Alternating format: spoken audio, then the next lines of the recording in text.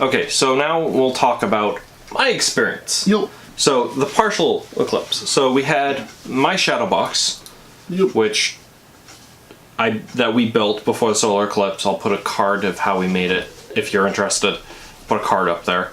I also shot a time lapse with my GoPro. That's good. So I have two separate videos that I'll put up. So I have the GoPro's time lapse, which basically the way that I did it, and I'm gonna show Tom this and I'll post it up there. The way that I did that was I cannibalized one of my spare glasses and duct taped the filter onto my GoPro's lens. I mean, it worked. Yeah, onto the case and pointed at the sun and just set the time lapse. Hey, if it looks stupid, but it worked. And then wasn't stupid. Then I had to sit and post for like half an hour, and it did not come out good, and it came out like this. Okay, yeah. It really didn't come out that good. I think it's because it could have been because the filter was not properly set. Like, I mean, during one part of it, you can kind of actually see the moon go in front of it. Yeah, but it's wonky. But it's because I think it wasn't curved right. It could have been because of the fisheye lens. Because I adjusted for the fisheye lens, I really bumped up the lighting. I messed with this as much as I could, and this was the best result I could get. Well, does it have autofocus? Because it could be that it was trying to focus on pure black and had this little pinpoint of light, and it wasn't doing. Could have been that. I don't know. Yeah. I did not test for this previously. So what came out better? Which the shadow box came out pretty decently. Let's see. Did I put it in this folder? No, I didn't. Okay, so I also shot the shadow box. So the shadow box, I ran into a couple issues. So I had to make a adjustment to it. One of which was I had to turn one of the flaps and tape some paper to it, fold that over for part of the eclipse. Then I had to rip that off, throw that back, and then continue filming. Okay. The other problem is because of where I was, I had to keep moving it because of the shade. Yes. It takes like an hour for the partial phases to go through, so. And because I was in a field. Yeah. And the problem with that was, so you'll occasionally see in the video that I'm about to put up, you will see all of a sudden it go shake. It'll move.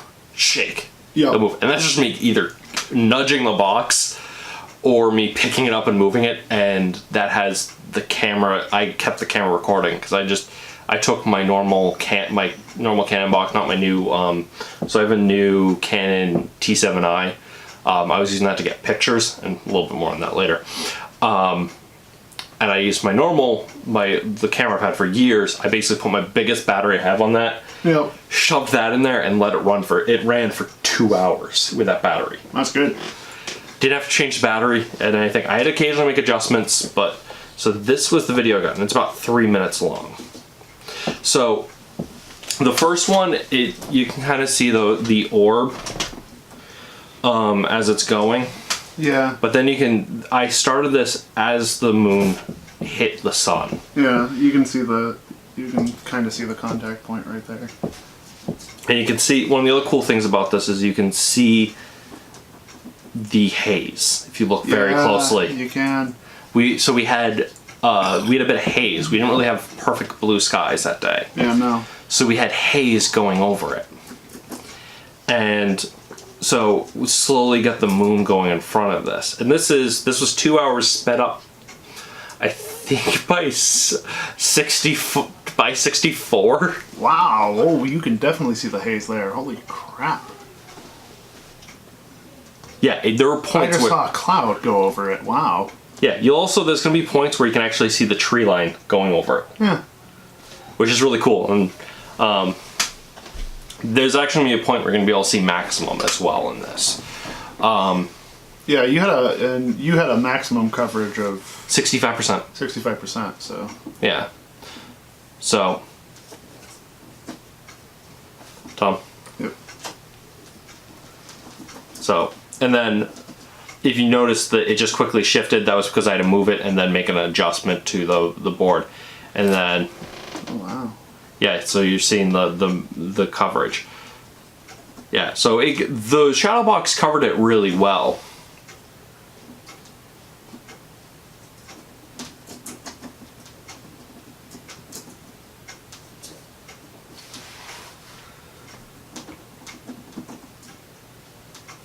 And the problem was the tree line, because I was trying to keep it at a point that we wouldn't walk in front of it. So I was trying to keep it ahead of us. And there was other people in the area, so I was trying to get it so they wouldn't walk. I could monitor it, but unfortunately because of that, I had to keep moving it back from the tree line. Yeah. However, I'm really impressed at how well this worked. Yeah.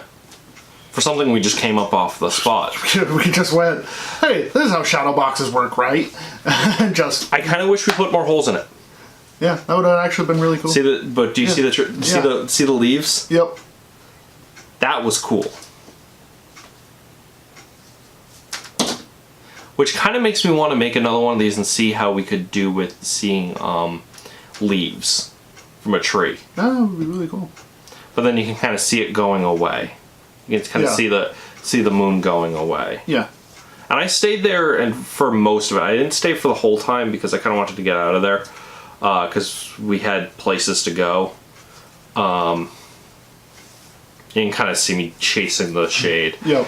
But we had places to go, so I didn't stay for the ending of it. But I stayed as late as I could with it. Yep. But And pause. Anyway, so yeah. so this was it at one. So this was it at one point. Oh yeah. Oh yeah, because you were having the eclipse when it was really high in the sky too. I had it really high in the sky, Yeah. and that's why I had to have it like that. Yeah. But the one good thing about our design though is that it was infinitely remixable. So you could have done it for any thing that you needed to get into the pinhole. Yeah. So- So I was able to move it around. So that's at the very least that worked well.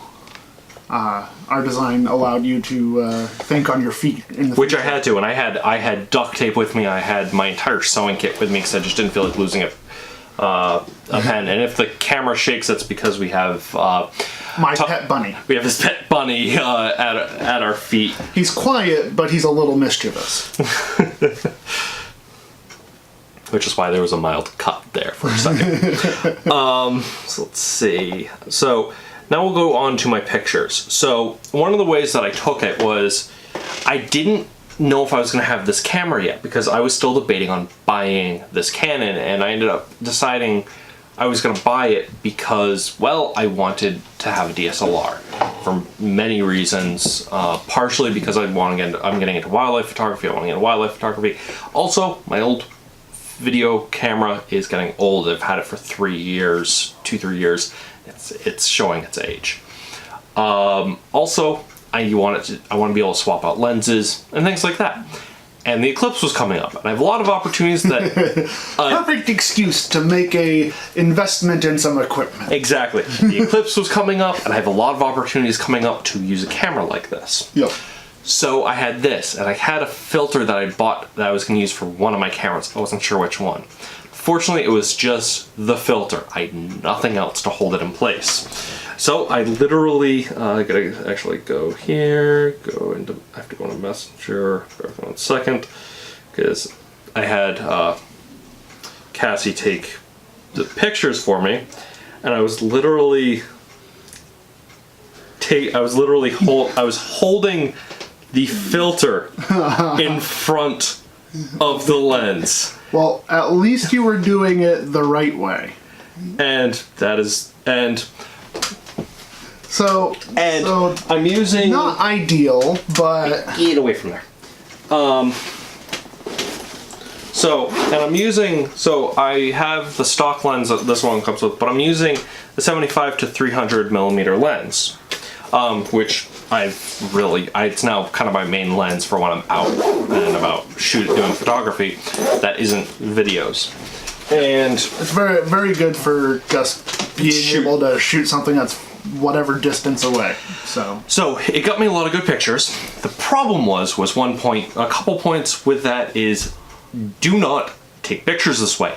Get something to hold it, because if a gust of wind comes by, it will happen to what happened to me, which is it knocks it out of the way, and while you're aiming your camera directly at the sun, you will get a blast of light to your eyeball, like I did. I didn't get any eye damage, as far as I know. You were quick enough. I was quick enough to pull my eye away and to recognize it. To pull my eye away, I did, get some sun in my eye, but it was enough that I was able to move my eye away. I didn't get any permanent eye damage. I get a little bit of pain. I got a little bit of, it hurt, but I'm fine. It's just, don't learn from his mistake. Learn from my mistakes and get a proper filter. Yeah, or at least a proper mount. I showed you the photo of my setup. If you pull it up again, that one is a filter that's designed for a telescope. So what I did was I took styrofoam that came in some packaging of something that we bought, and I just put the filter in there, and it had some fairly sharp edge, sharp enough for cutting styrofoam, and I just cut the circle out with it that would fit in it, and then cut another circle inside for it to fit on my lens just by a friction fit. Yeah, so because I was also planning on taking it off at totality so that I could get a picture of totality. So it had to be friction fit and had to be able to take off. But do it that way, not that way. Yeah, don't do it my way. Mine was makeshift. I probably should have. I was going to make a cardboard cutout so I could hold it. If you're going to do it that way, not the way I went like that. Because again, I wasn't. You got lucky. I got lucky. I really, really did, because I was worried the next day that I was going to have eye damage. So I'm going to show you. So I'm going to go through some of my pictures. So I was able to get some really good pictures. Ooh. So that is the moon touching it. Wow. That's it coming over it. Yep. Another one of it coming over it. Starting to come over it. I kind of messed with the ISO. I had a little bit too low on the ISO. So they're a little bit darker. I was kind of messing with it, so I'm kind of new to it. But next 7 years, next Eclipse. Next Eclipse, it's going to be. So that is, I believe, closer to maximum. Yeah, that's about your maximum. And I'm doing this freehand, mind you, with no auto stabilization. Yeah, that's actually impressive for just freehand. So those are some of my pictures. That one's a little bit blurrier. Yeah, it also looks a little that is maximum. Yep. And again, that's this is out of I picked these out of 650 pictures, by the way. Yeah. Yeah, I threw away most of my pictures too. So yeah, what do you think? That's really good. Your maximum was right around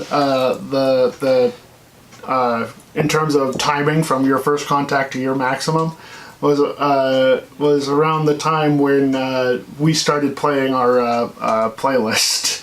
So that's it, kind of starting to go away. Yep. And that's it continuing to go away. Yep. It's a little bit more going away. That's it when I pulled the ISO back a bit. And it's still going. That's it, mostly going away. A little bit more of it still going away. A bit more of it going away. A lot more of it going away. It's starting to look like it's trying to eat the sun. Yeah. I mean, eat the moon. Yep. A little bit more. There's Cassie when I realized the ISO was further down. And she's wearing my hat, and I wanted to see what the picture would look like. More of the sun. Yep.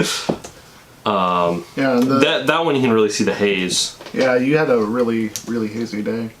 But it's just starting to go away. But you still got crisper pictures than I did when I was in. And that's it really, really going away. Yeah, now starting to look a little bit more like Pac-Man. And it's really looking like Pac-Man going away.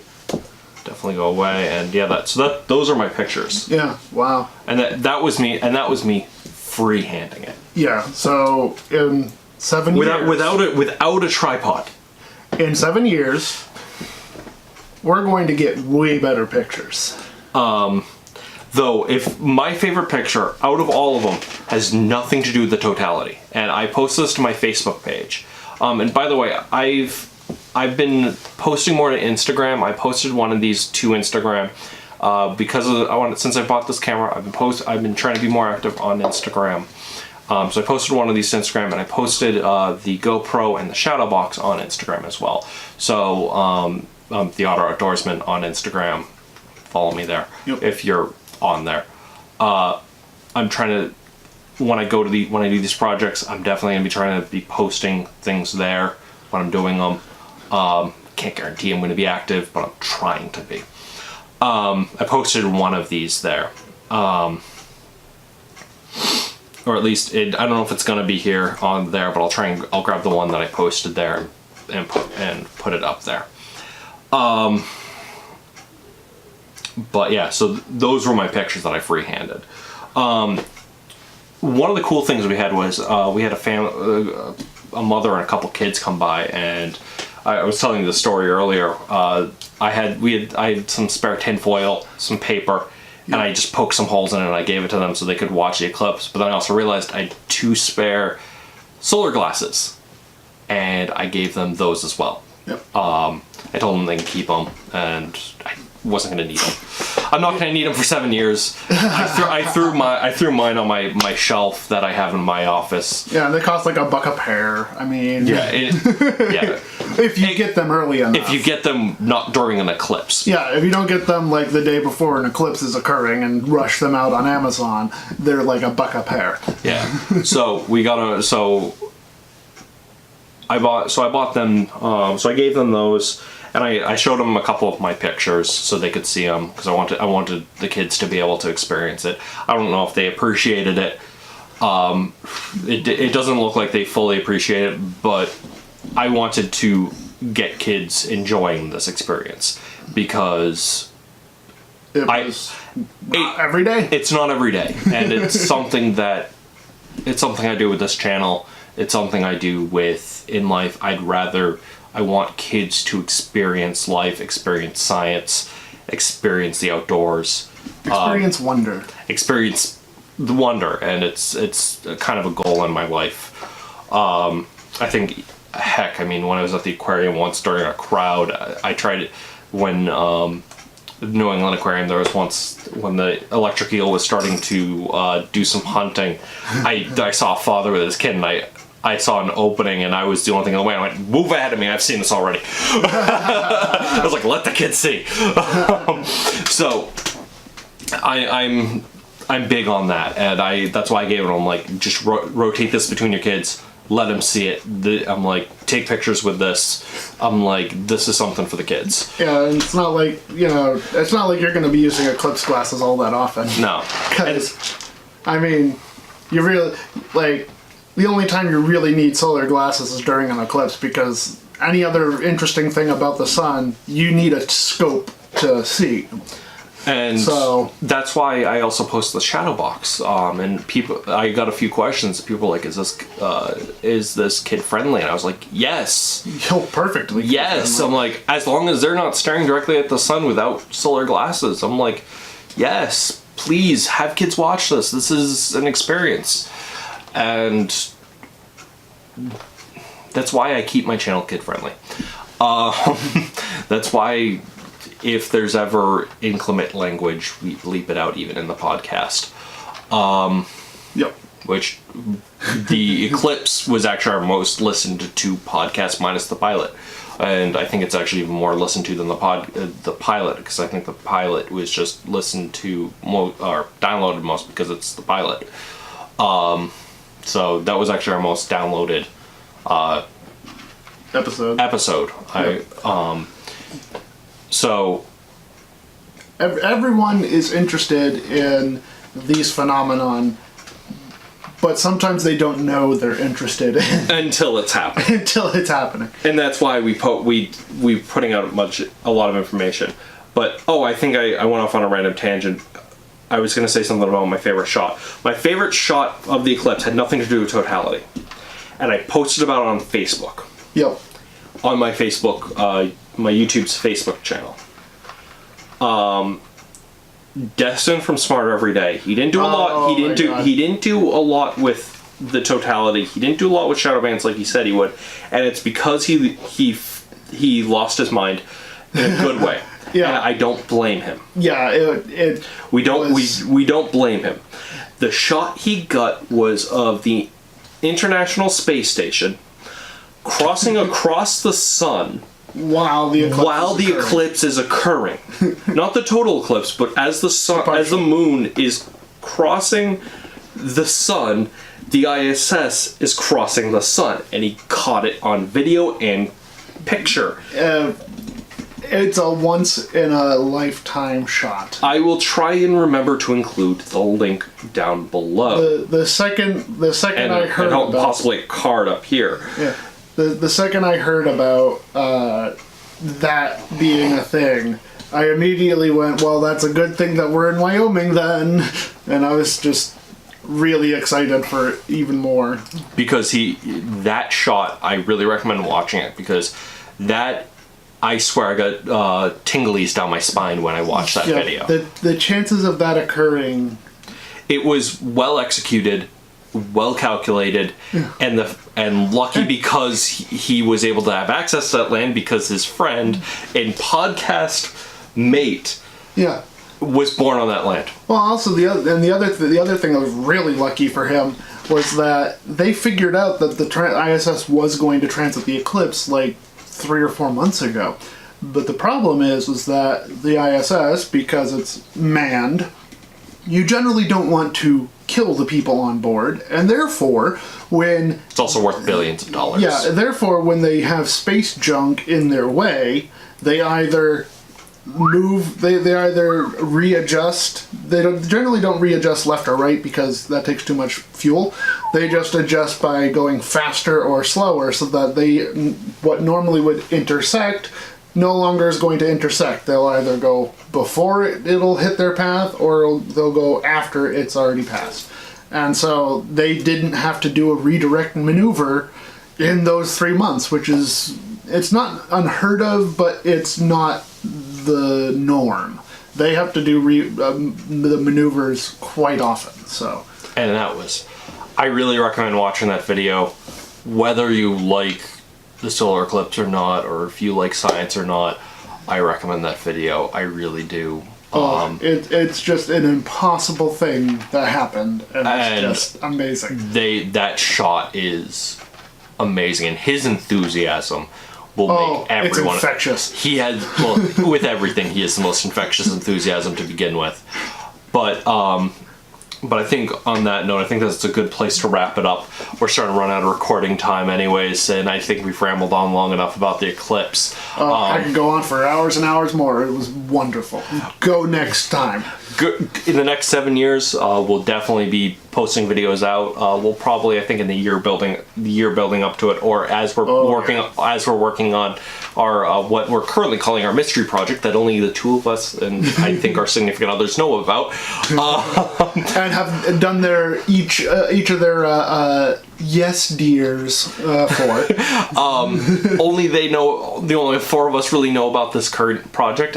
There will be videos on it on my channel, and if he ever starts a channel on his channel. I'm planning on it even more. So it will eventually be showing it off because we will also be hopefully trying to release how we're doing it so other people can see it. But we'll talk about that later, so you can go move on with your life if you are getting tired of listening to us talk. But anyways, my name's Nate, and I'm the Otter Outdoorsman. And I'm Tom. You guys have a good day, and remember, get out in the woods and have some fun. See you guys.